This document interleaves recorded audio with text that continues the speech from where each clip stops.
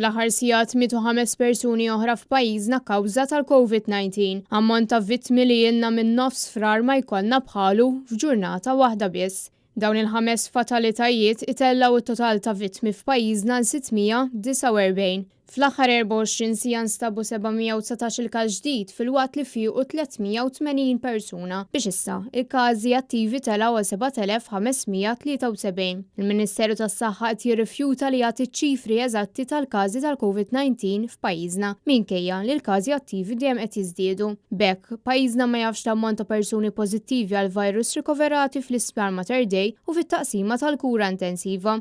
Madankollu konfermat li l-isptar reġa' mhux ilaħħaq maż-żieda tal-pazjenti.